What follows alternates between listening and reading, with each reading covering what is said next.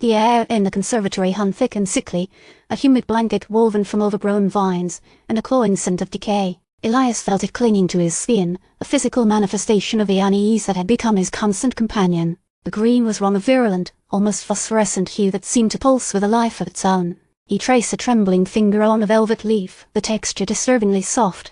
"They're manipulating the ecosystem," Silas murmured, his voice tight with a grim determination that didn't quite reach his eyes. He held a sputtering lantern, casting dancing shadows across the encroaching foliage, amplifying whatever resonance is present. Elias didn't respond. He was lost in a swirling vortex of fragmented memories. Blackwood Estate, the music box, the unsettling cadence that echoed in his mind. A photograph of a stern-faced man, Alistair Blackwood, flickered in his vision. The eyes in the picture seemed to bore into him, filled with a knowing sadness. "The map," Silas said, interrupting his thoughts. "Doctor, Albright said it leads to something connected to the harmony." He unfurled the brittle, yellow parchment, its lines intricate and unsettling. The ink seemed to write under the lantern light. The map depicted a series of concentric circles, leading to a single point marked with a symbol Elias didn't recognize, a stylized eye within a triangle. It felt familiar. He recoiled slightly, a cold sweat prickling his skin. "It's not just a map, Silas," Elias said, his voice strained. "It's a key." Suddenly, a low growl reverberated through the conservatory, shaking the very foundations of the manor. A hulking shape materialized from the shadows, the Packard driver, his face pale and strained. "They're here," he stammered, pointing towards a swirling vortex of energy at open in the far corner of the room.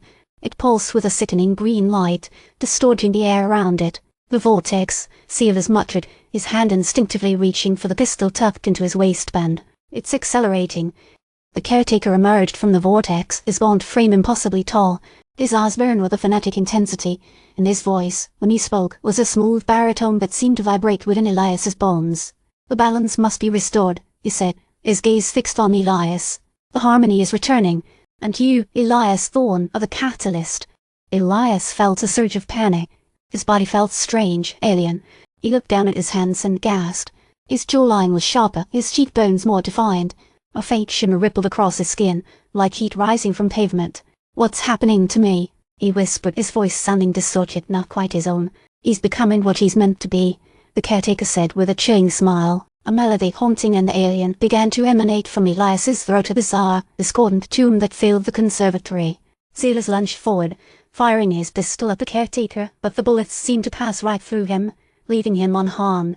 "Conventional weapons are useless," Silas yelled, dodging a sweeping arm that sent a potted plant crashing to the floor. "He's beyond that."